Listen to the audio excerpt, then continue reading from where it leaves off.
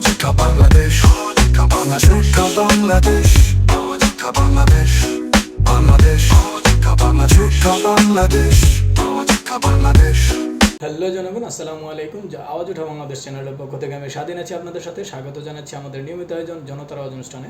আজকে আমি যে কথাগুলো বলবো, কথাগুলো ফেসবুক থেকে কালেক্টেড এবং একটা খুব বড় একটা ফেসবুক আইডি থেকে কালেক্টেড। সঙ্গত কারণে আমি নাম বলছি না। আমরা এখানে যে তিনি যে কথাগুলো বলেছেন, কথাগুলো আমার ভালো লেগেছে, যার জন্য আমি ভিডিও আকারে তুলে আনার চেষ্টা করেছি। বাংলাদেশের রাজনীতিবিদদের বিনীতভাবে বলছি, এই লেখাটি দয়া করে পড়বেন। তো আমি তাদেরকে ভিডিও আকারে বলছি, বাংলাদেশ স্বাধীন হওয়ার পর এ পর্যন্ত কতজন রাষ্ট্রপতি প্রধানমন্ত্রীকে মানুষ মনে রেখেছে, কতজনের নাম ইতিহাসের পাতায় আছে। আমরা যদি দেখি যে নামগুলো আমরা খুব বেশি শুনে থাকি, সেই নামগুলোর মধ্যে শেখ মুজিবুর রহমান, মেজর জেনারেল জিয়াউর রহমান, হুসাইন মাহমুদ এরশাদ। এবং কিন্তু শেখ মুজিবুর রহমান কেন পরিচিত, তিনি স্বাধীনতার পূর্বে যে স্বাধীনতা যুদ্ধ শুরু হয় তার পূর্বে তার অবদান ছিল অনস্বীকার্য, অস্বীকার মতো না, তাকে অবশ্যই স্বীকার করতে হবে। এবং স্বাধীনতার পরবর্তীতে একনায়কতন্ত্র কায়েম করার কারণে তিনি নিন্দিত হিসাবেও জানা যায়। মেজর জেনারেল জিয়াউর রহমান, তিনিও খুব দেশের জন্য কাজ করে গেছেন। দেশের জন্য কাজ করতে গিয়ে তাকে জীবন দিতে হয়েছিল, এজন্য তাকে এখনও মানুষ মনে রাখছে। হুসাইন মাহমুদ এরশাদ, যিনি আসলে স্বৈরাচার হিসাবে পরিচিত, এটা আমাদের সিনিয়র জেনারেশন যারা আছেন, সিনিয়র সিটিজেন যারা আছেন, তারা বলতে পারবেন। বেগম খালেদা জিয়া, আমরা তার শাসনামল দেখেছি, ভালো খারাপ মিলিয়েই ছিল। শেখ হাসিনা, আমরা গত 17 বছর দেখেছি তিনি কেমন শাসনামল চালিয়েছেন। তাছাড়া মাওলানা ভাসানী এবং শেরেবাংলা একে ফজলুল হক, হোসেন শহীদ সোহরাওয়ার্দী, তাদের বিষয়গুলো আসলে এখন অনেকটাই ধামাচাপা পড়ে যাওয়ার মতো। তাদেরকে আসলে খুব বেশি কেউ স্মরণ করে না, কিন্তু তারপরেও তারা বাংলাদেশের ইতিহাসে অনেক সম্মানী ব্যক্তিত্ব। তাদেরকে এখন পর্যন্ত মানুষ অনেকটা স্মরণ করে। এছাড়া আমরা যদি খেয়াল করি যে কোনো মন্ত্রী এমপি এমন কোনো কাজ করে যাননি তাদেরকে জাতি মনে রাখবে। বর্তমানে সময়ে যারা রাজনৈতিক মাঠে বিভিন্ন সময় বক্তব্য রেখে যাচ্ছেন, তারা আসলে চিন্তাও করছেন না। তাদের আসলে অনেকেরই বয়সটা এমন পর্যায়ে পৌঁছে গেছে, তারা খুব বেশি ইয়াং না, তারা যে কোনো সময় পরপারে পাড়ি দিতে পারেন। তাদের মধ্যে এই চিন্তাটুকু নেই। যা মন চায় তাই বলে যাচ্ছে। আপনারা হয়তো এমপি হবেন, মন্ত্রী হবেন, কিন্তু তারপর কি হবে? আপনাদের অনেক বন্ধু এই দুনিয়া ছেড়ে চলে গেছে, আপনি নিজেও হয়তো মনে রাখেননি তাদেরকে। তিনি বলেছেন যে আপনাদের যে বয়স সীমা, আমাদের বাংলাদেশের যে গড়ায়ু, সেই হিসেবে আপনাদের জীবনের শেষ সময় চলছে বলে আমরা দেখতে পাচ্ছি। কিন্তু আপনারা কি মনে করতেছেন, আপনারা ক্ষমতায় আসলে এমপি হবেন, মন্ত্রী হবেন, তারপর কি হবে? আপনাদের পাশের অনেক বন্ধুকে আপনারা এখন মনে রাখেননি, হয়তোবা সে কোনো কাজ করে যেতে পারেনি, যার কারণে তাদেরকে মনে রাখেননি। আমরা যদি দেখি তাহলে আপনারা ভবিষ্যতে কি করবেন, আপনাদেরকে কেন মানুষ মনে রাখবে? তো আপনাদের কি হবে? বিগত দিনের কথা মনে করুন। সালমান এফ রহমান, আনিসুল হক, ওবায়দুল কাদের, কোথায় আজ তারা? কোথায় তাদের স্ত্রী, সন্তান, পরিবার? এখনও তাদেরও আত্মীয় স্বজনও তাদের পরিচয় দেন না, খবর নেন না, কথা বলেন না। তিনি এখানে বলে গেছেন যে বিগত দিনে আমরা বিগত সরকারের আমলে দেখেছি সালমান এফ রহমান, যিনি প্রধানমন্ত্রী যেদিকেই যেতেন তার একদম পাশাপাশি থাকতেন। এবং আমরা যদি ভুল না করে থাকি, বিভিন্ন সংবাদ মাধ্যমের বরাত দিয়ে আমরা জানতে পারি যে প্রধানমন্ত্রীর যে ডিসিশন মেকিংটা হতো, যে সকল ডিসিশন নিতেন, সেই ডিসিশন মেকিংটা তিনি নিজে করতেন। এবং ওবায়দুল কাদের, বাংলাদেশ আওয়ামী লীগের দ্বিতীয় সর্বোচ্চ প্রধান ব্যক্তিত্ব, তিনি তার একটা সাক্ষাৎকার আজকে প্রকাশ হয়েছে, যেখানে তিনি বলেছেন তিনি বেঁচে থাকবেন এই আশা তিনি করেননি। ওবায়দুল কাদের, তার আজকে একটি সাক্ষাৎকার প্রকাশ হয়েছে, যেখানে তিনি বলেছেন তিনি আসলে বেঁচে থাকবেন সে আশাটুকু তার ছিল না, তারপরেও তিনি বেঁচে আছেন, তাকে সৃষ্টিকর্তা বাঁচিয়ে রেখেছে। তো আজকে তার সেই দম্ভ কোথায়? আজকে তার সেই পাওয়ার কোথায়? আজকে তার সেই অর্থ প্রতিপত্তি কোথায়? তিনি তার হয়তো বা যদি কোনো কারণে বিদেশের মাটিতে তার মৃত্যু হয়, তার লাশটা বাংলাদেশে আসবে না, তার প্রিয় মাতৃভূমিতে তার কবরটা পর্যন্ত হবে না, তার চিহ্ন পর্যন্ত থাকবে না বাংলাদেশের মাটিতে। যে এমপি মন্ত্রীরা এখন ভারতে আছে, তারা কেউ যদি মারা যায়, কোথায় কবর দেবেন? সেই আমার কথাটাই এসেছে, কোথায় কবর দেবেন? তাদের পরিবার তো তাদের লাশ দেশে নিয়ে আসবে না। এজন্যই কি রাজনীতি? এর নাম কি রাজনীতি? কী লাভ এই মন্ত্রী এমপি হয়ে? যদি ক্ষমতা না থাকলে চোরের মতো পালাতে হয়, দেশ ছাড়তে হয়, তাহলে এমন মন্ত্রী এমপি হওয়ার চেয়ে সিকিউরিটি গার্ড হওয়াই ভালো। তিনি আরও লিখেছেন, আজ চিন্তা করুন, যে সরকারি ক্ষমতায় থাকুক, রিক্সা চালকের কোনো সমস্যা নেই, দিনমজুরের কোনো সমস্যা নেই, নিজের বাড়িতে রাতে শান্তিতে ঘুমায়, স্ত্রী সন্তানের সাথে থাকে। আজ বেনজির কোথায়? ডিবি হারুন কোথায়? ডিআইজি হাবিব কোথায়? নির্বাচন নিশ্চয়ই নির্বাচন চাইবেন।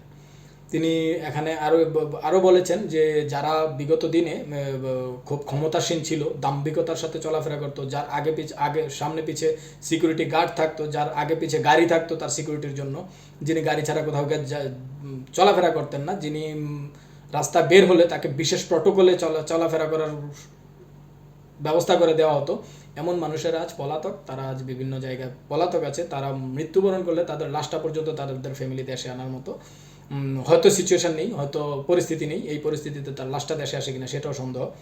তো এমন রাজনীতি করে কী লাভ, কি হবে? আপনি এমপি হয়েছেন, মন্ত্রী হয়েছেন, 2-4-5 বছর, 10 বছর, 15 বছর আপনি দাম্ভিকতার সাথে চলাফেরা করবেন। কোনো এক সময় আপনাকে যখন ক্ষমতা থেকে সরে যেতে হবে, তখন তো আপনাকে কেউ স্মরণ করবে না, আপনাকে কেউ আপনার বাড়িতে, আপনার যে বাসস্থান সেখানে থাকার মতো আপনার অ্যাবিলিটি থাকবে না, সক্ষমতা থাকবে না। তো এই রাজনীতি করে কি হবে?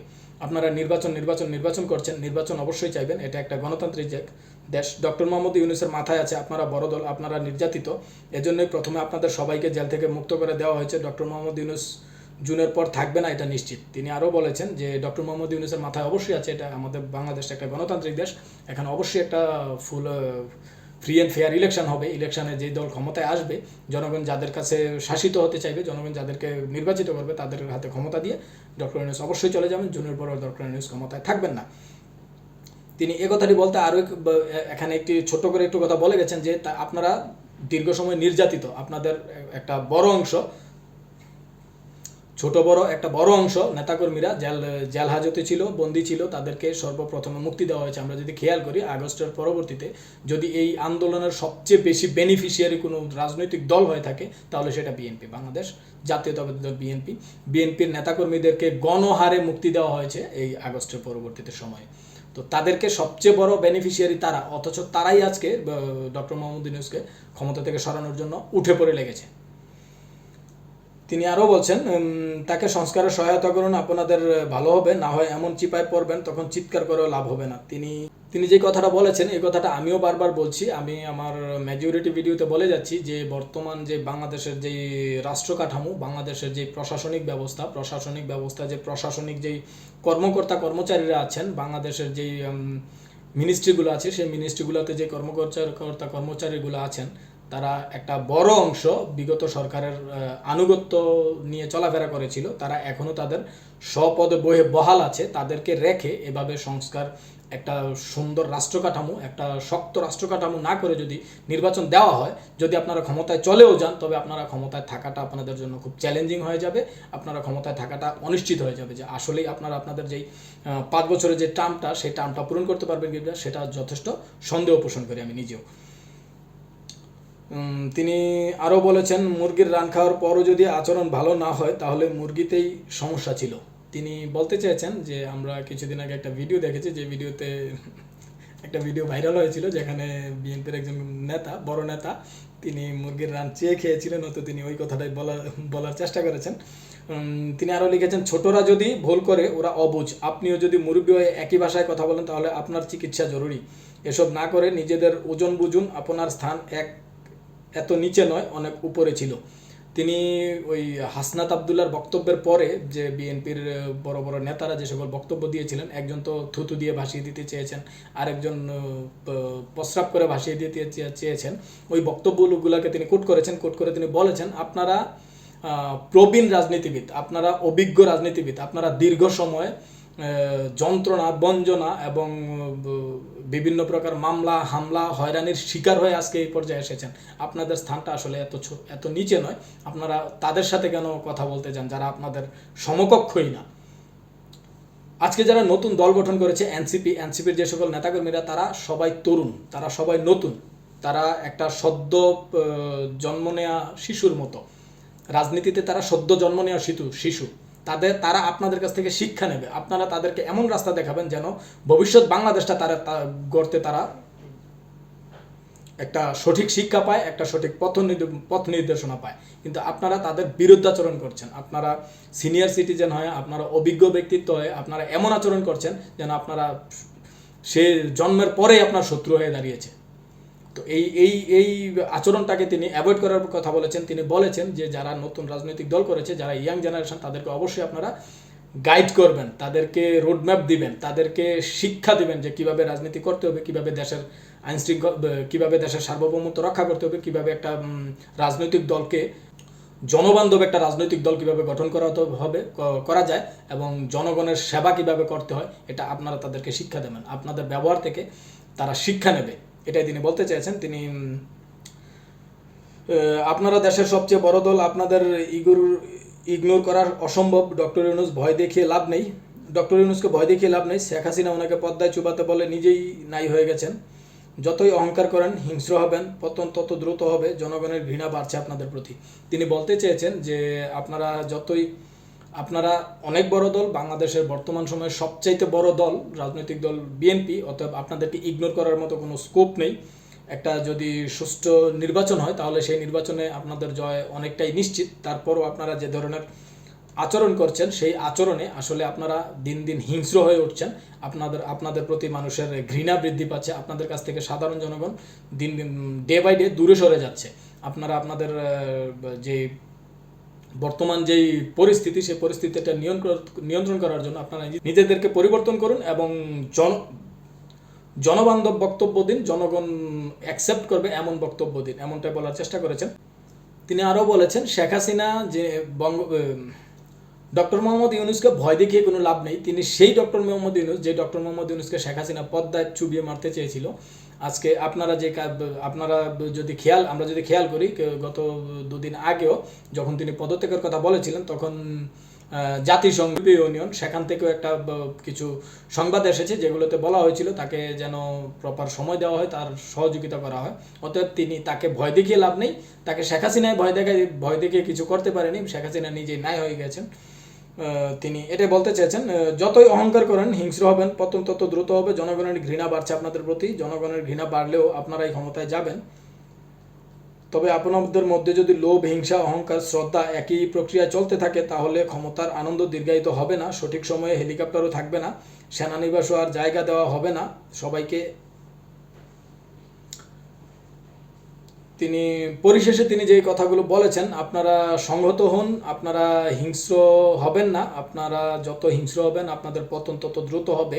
আপনাদের প্রতি জনগণের ঘৃণা ডে বাই ডে বৃদ্ধি পাচ্ছে, জনগণ আপনাদের কাছ থেকে প্রত্যেক দিন দূরে সরে যাচ্ছে এবং জনগণের ঘৃণা বাড়লে আপনারাই ক্ষমতায় যাবেন। তবে আপনারা যে ক্ষমতায় যাবেন সেই ক্ষমতাটা খুব বেশি একটা সুখকর হবে না, সেই ক্ষমতাটা আপনারা ভোগ করার মতো সময় নাও পাইতে পারেন, এমন একটা সংশয় তিনি প্রকাশ করেন, যেটা আমিও নিজেও সংশয় প্রকাশ করি। কারণ আপনারা যে ধরনের কার্যকলাপ চালিয়ে যাচ্ছেন, সারা বাংলাদেশে আপনাদের দলীয় কর্মীরা যে সব ধরনের কার্যকলাপ চালিয়ে যাচ্ছে, এ ধরনের কার্যকলাপে আসলে ভবিষ্যৎ বাংলাদেশে আপনারা কতটুকু সাস্টেইনেবল থাকবেন, আপনাদেরকে বাংলাদেশের জনগণ কতটুকু গ্রহণযোগ্যতা পাবেন জনগণের কাছে, সেটা নিয়ে অবশ্যই একটা অনিশ্চয়তা থেকেই যায়। তারপরও আপনারা ক্ষমতায় যাবেন, আপনারা যেহেতু সবচাইতে বড় দল, আপনারা ক্ষমতায় যাওয়ার মতো যোগ্যতা রাখেন। তবে সেই জায়গা থেকে আপনারা যদি ক্ষমতায় চলেও যান, সেক্ষেত্রেও যদি আপনারা সংযত না হন তাহলে আপনাদের ক্ষমতাটা দীর্ঘায়িত হবে না। আপনাদের যে পর্যাপ্ত সময়টা, যে 5 বছরের একটা টার্ম, সেই টার্মটা আপনারা পূরণ করতে পারবেন না, এমন সংশয় তিনি প্রকাশ করেছেন। পরিশেষে তিনি এটাও বলেছেন, আপনাদের যারা পালিয়ে গেছে তারা কিন্তু সেনানিবাসে জায়গা পেয়েছে, সেনানিবাস থেকে পালিয়ে গেছে, হেলিকপ্টার পেয়েছে, হেলিকপ্টার থেকে পালিয়ে গেছে। যারা পালিয়ে গেছে তারা পাশের দেশে গেছে, পাশের দেশের সাথে তাদের একটা মধুর সম্পর্ক আছে, যেমন আমরা সময় সময় শুনেছি, তাদের সাথে স্বামী স্ত্রীর সম্পর্ক, তাদের সাথে বন্ধুত্বের সম্পর্ক, তাদের সাথে একাত্তরের সম্পর্ক। ওই সম্পর্ক বলতে বলতে তারা যে সম্পর্কটা গড়ে তুলেছিল, সেই সম্পর্ক আজকে তাদেরকে অন্ততপক্ষে জীবন রক্ষা করেছে। কিন্তু আপনারা তাদের কাছে জীবন রক্ষার সুযোগটাও পাবেন না, আপনাদেরকে কেউ হেলিকপ্টারও দেবে না, আপনাদেরকে সেনানিবাসেও জায়গা হবে না। কারণ আপনারা ক্ষমতায় যাওয়ার আগেই জনগণের কাছে নিন্দিত হয়ে যাচ্ছেন, ঘৃণিত হয়ে যাচ্ছেন। দিনকে দিন আপনাদের জনপ্রিয়তা ভাটার দিকে যাচ্ছে। শুধু ভাটার দিকে না, খুব দ্রুত গতিতে আপনাদের জনপ্রিয়তা ভাটা পড়ছে। অতএব আপনারা এখনও সময় আছে, আপনারা শুধরে যান, আপনারা পরিবর্তন হন, আপনারা জনবান্ধব হন, আপনারা জনগণের কথা শুনুন, জনগণের পালস বুঝুন, জনগণ কী চায় সেটা বোঝার চেষ্টা করুন। সেই প্রেক্ষিতে আপনারা আপনাদের দলীয় পরিকল্পনা সাজান এবং সামনের দিকে এগিয়ে যাওয়ার চেষ্টা করুন। তবেই আপনারা আগামীর বাংলাদেশ শাসন করার সুযোগ পাবেন এবং খুব সুন্দরভাবে দেশটাকে শাসন করতে পারবেন। ধন্যবাদ সবাইকে। আসসালামু আলাইকুম।